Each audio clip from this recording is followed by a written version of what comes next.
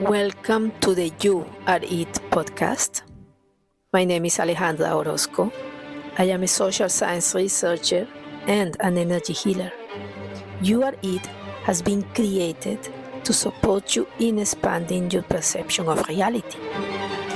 You are loved and absolutely deserving simply because you are, not because of what you have accomplished. Join me and be ready to transform your beliefs and approaches as you enter the flow of becoming one with your highest good and your highest purpose. Hello, dear souls. I trust that the energies of transformation that are now being felt everywhere are supporting your expansion. Today, let us look at the states of being that have kept us operating at perhaps 10% of our capacity. There is no better time than now to let go of the beliefs and emotions that limit our reality. Yes, you are being called to step into your true light. You are all very welcome to episode 7.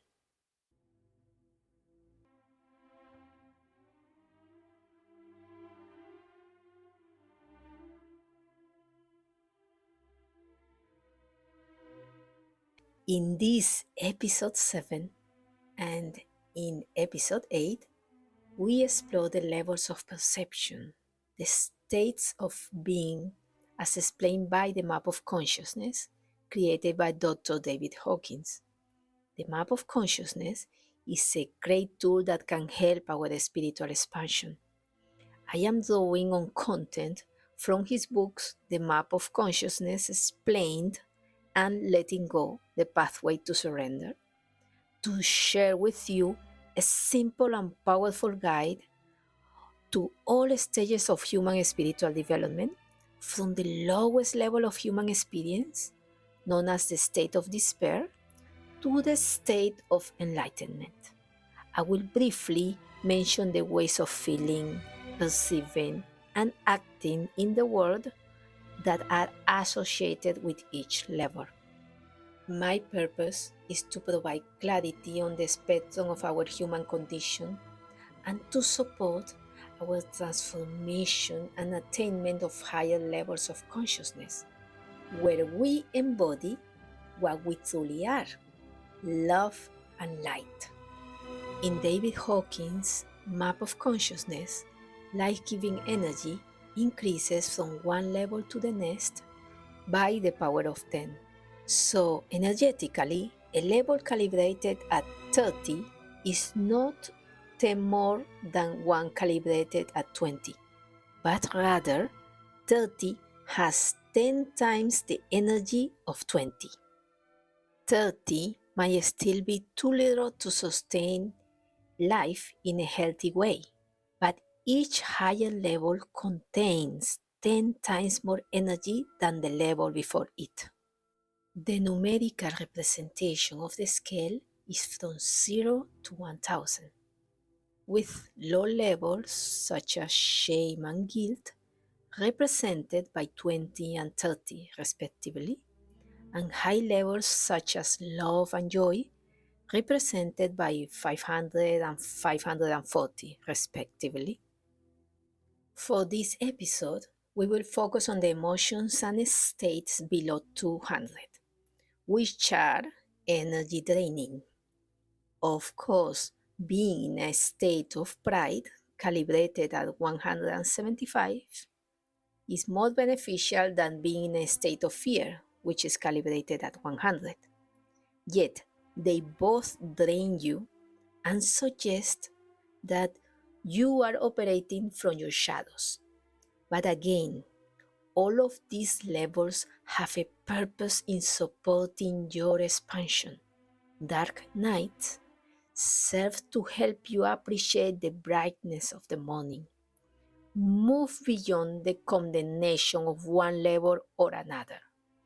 If we come from a place of judgment and condemnation of any level, it might indicate that we ourselves are operating from a level of consciousness below 200. Remember, this whole process is a process of becoming more aware. You can only change what you accept or recognize as real. Can we move beyond preferences and become observers of the emotions that dominate our lives?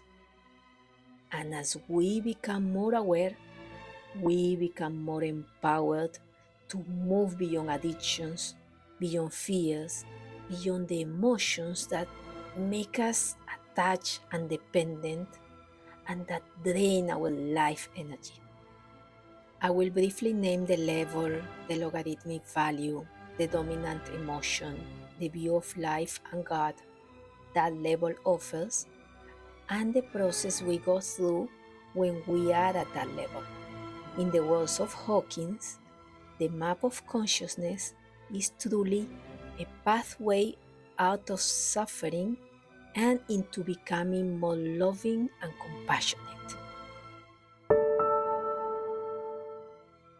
The lowest level of consciousness or energy is shame at 20. The dominant emotion is one of humiliation. The way life is seen at this level is as miserable. This level is destructive to health and leads to cruelty to self and others. At this level, people wish they were invisible or dead. This level represents mere survival. The next level is guilt at 30. It's a level where the person wants to punish and be punished. The dominant emotion is guilt, self-rejection, masochism, self-blame, self-sabotage, accident proneness, suicidal behavior, and hatred of evil others are common ways of feeling and acting. At this level, many psychosomatic illnesses begin to appear. God is seen as vengeful and life as wrong or evil. Next is apathy at 50. It's characterized by feelings of despair and the belief that I can't do it. Exhausted, withdrawn, cut off, desolate, depressed, helpless are some of the emotions that describe this state of being. When you feel that there is no hope of meeting your needs and that it is pointless to expect help from elsewhere, you are in apathy.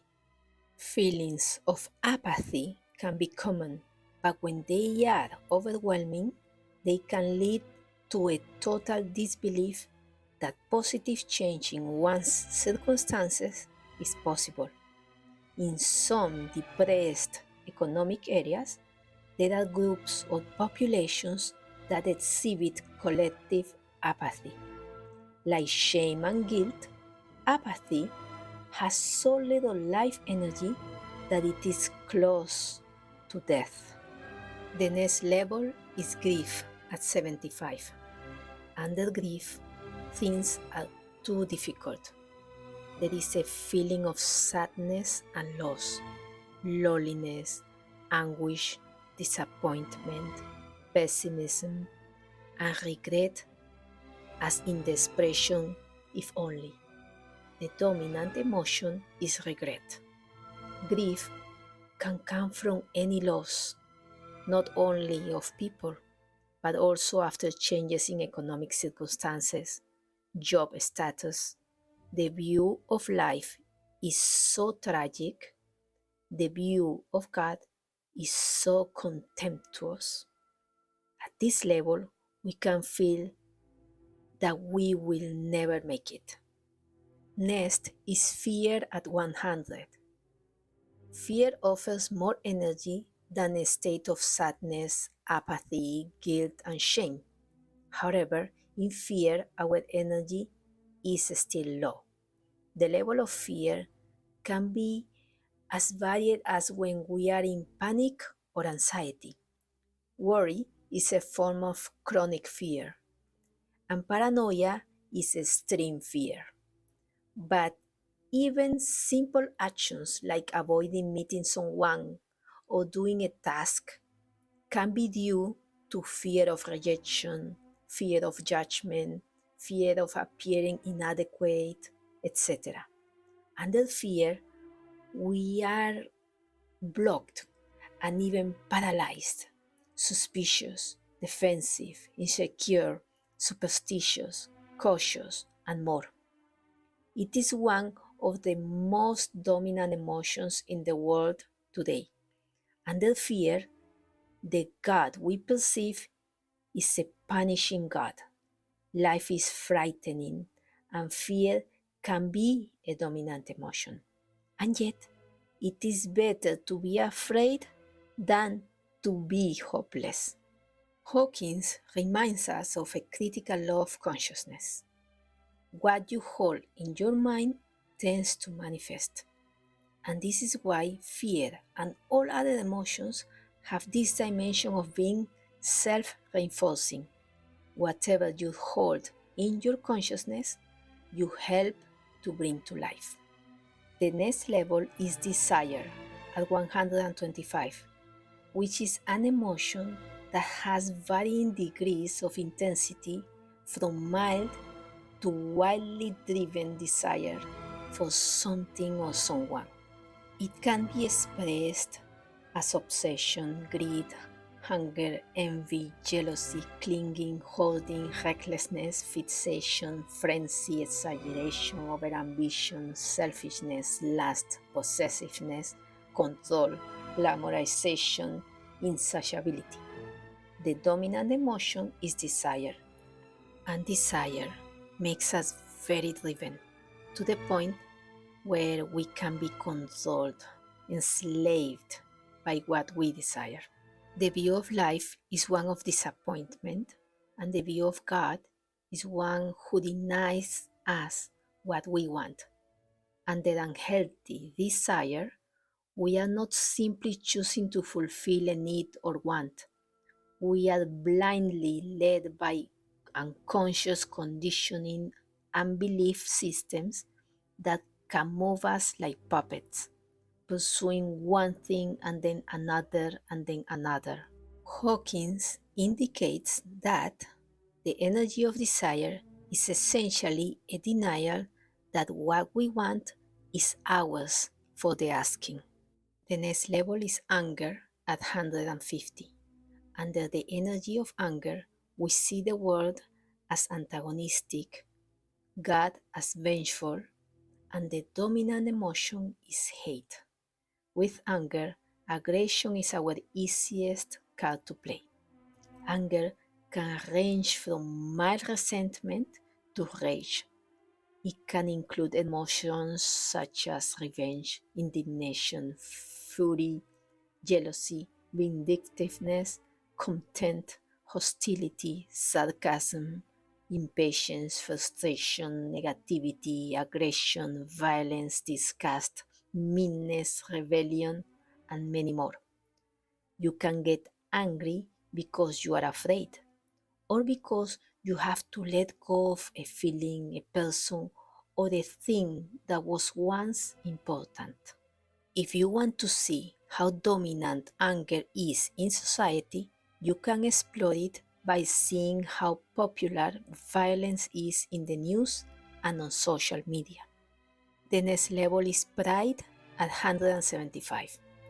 It is common to perceive this energy as good or ideal, but an essential point is that in all levels below 200, including pride, love is absent. My way is the best way, says this level. Focused on achievement, desire for recognition, specialness, and perfectionism.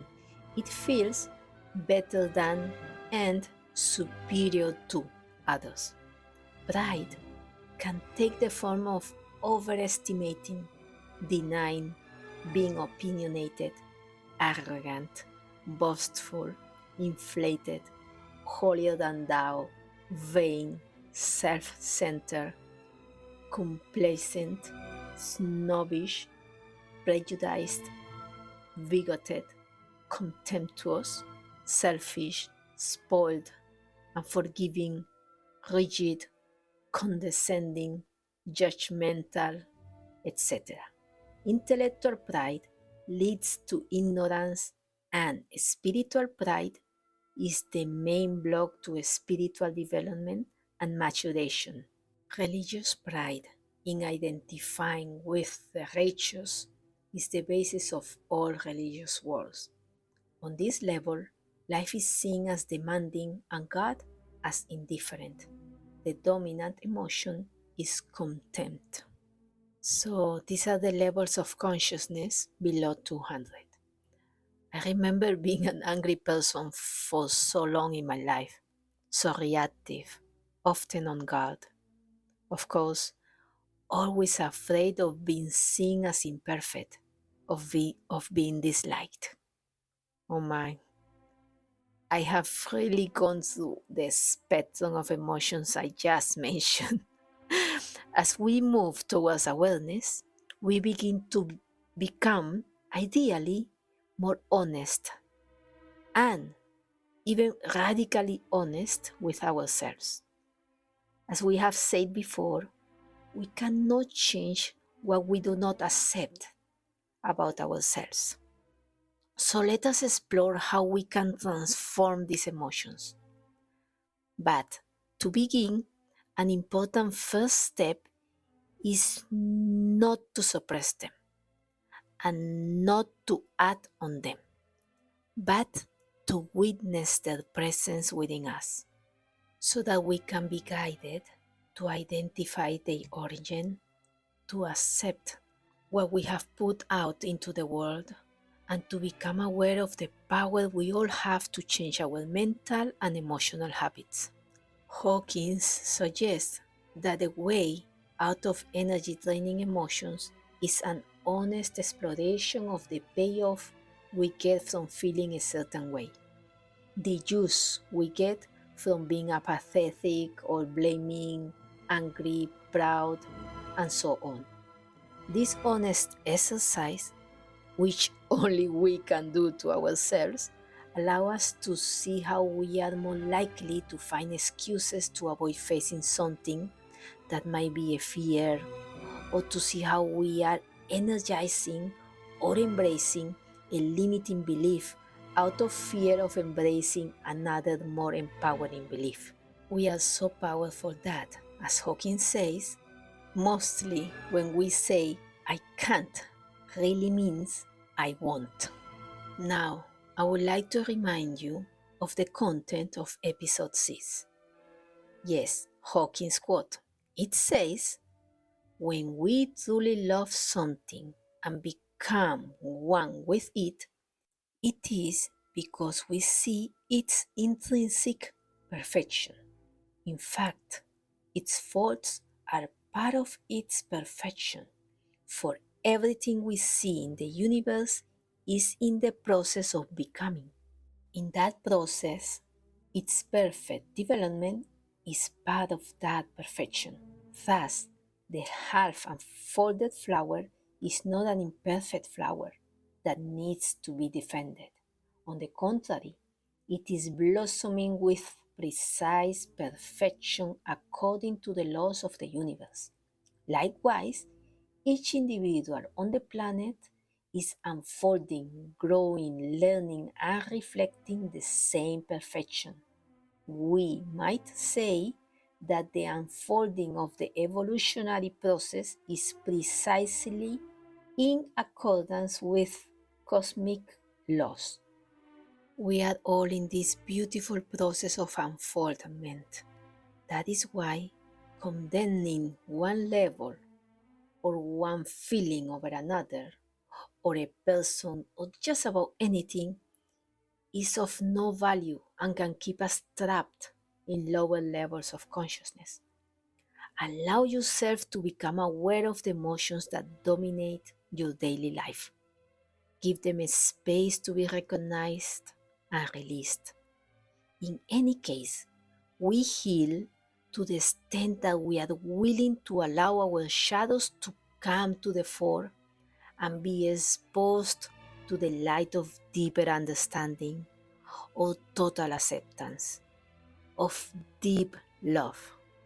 But allow me to share another approach to transcend low vibrational emotions. Bashar reminds us that at any given moment we are experiencing the program we are tuned to. Just like changing channels on a TV, they are all there, but you are tuned to a specific one until you change it to another one.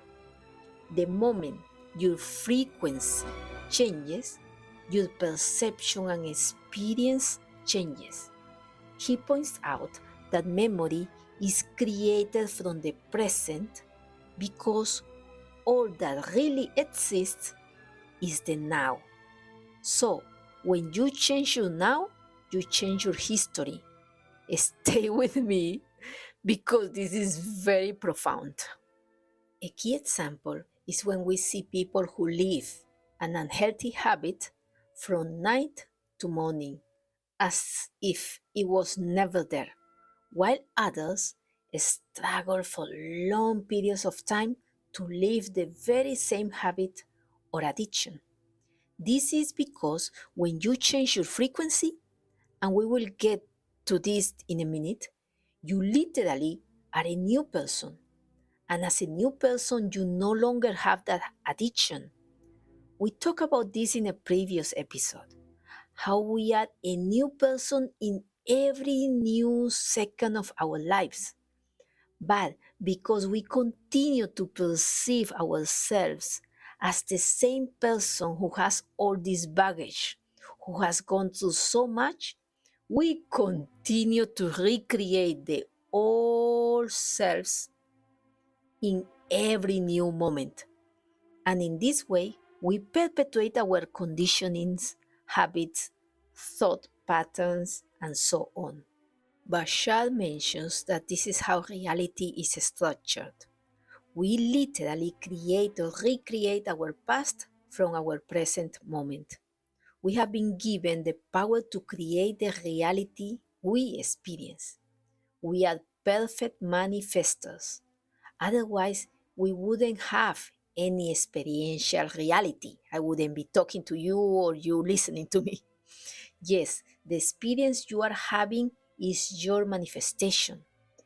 So, what needs to be looked at more closely is why we manifest what we manifest, which is often different from our sweetest and deepest desires. Bashar, like Hawkins, tells us that it all comes down to our beliefs. Yes, my friends, our beliefs, emotions, thought patterns, and actions. We will explore this briefly, but not deeply at this time. Again, from Bashar, if you have beliefs that are not in alignment with your true self, you cannot help but have emotions that are not in alignment with your true self. And you cannot help but have thoughts and actions that are not in alignment with your true self.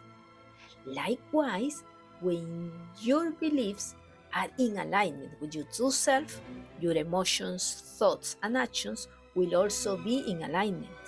So, by exploring and transcending your limiting beliefs, you can change your reality because it all comes from beliefs.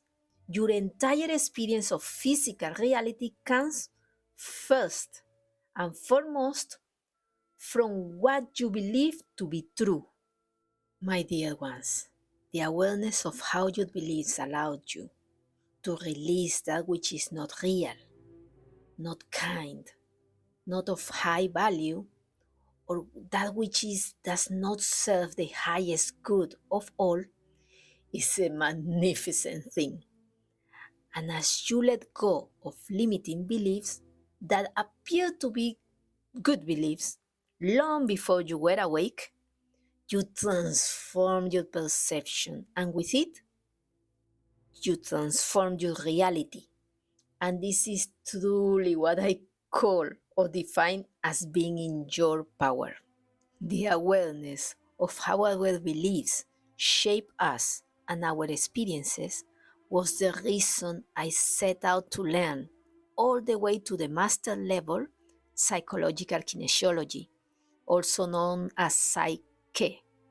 Using the tools of Psyche, I have been helping to transform deep-seated beliefs as well as perceptions of stress and traumatic memories for the last almost 5 years.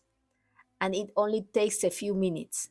I know, crazy, amazing stuff. I will tell you more about Psyche in the future.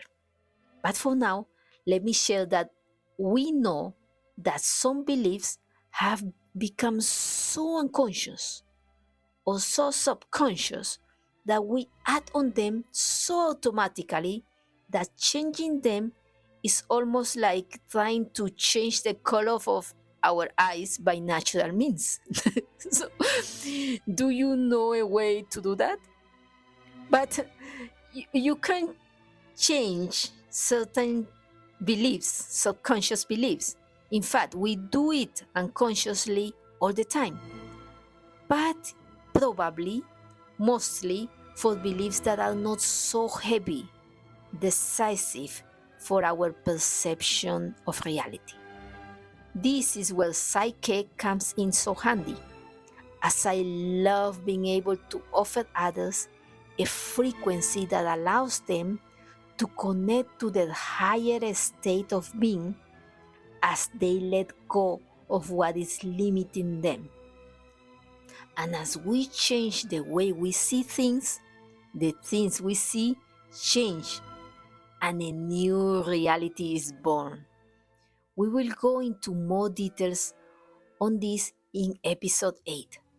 There is so much I would love to share, but I feel that long episodes are not going to be helpful, especially when I already pack so much content into these fairly short ones. Allow me to conclude this episode by suggesting that for the next 2 weeks, when you have difficult feelings, try to be more in the present moment. Allow the feeling to come to the fore. Be a witness to your own emotional distress. Do not suppress the feeling. Do not judge yourself, not even for a second. You are a part of all that is, and that all that is a manifestation of the divine. You are a part of the divine, even in your darkest moments. Move beyond judging yourself and into understanding where you are so that you can support yourself in transcending whatever upsetting emotional state of being you may be experiencing, and you will witness how you can step into a new frequency that is more in alignment with your higher self, your true self. And this can happen without the help of a psyche facilitator like me. Yes, you can. These powers to transform your life are available to you. They only require that you be present, that you hold a space for yourself, that you choose to not be afraid to face your own shadows. You are capable of love and unconditional love, even if you have gotten to know very well what it feels like to have hatred. Become an impartial witness to your emotions, and they will lead you to the beliefs that are not in alignment with your true divine self. I love you all so dearly, very, very much indeed. My name is Alejandra, and you have been listening to You Are It. Yes, you. It is you. You are it. See you soon.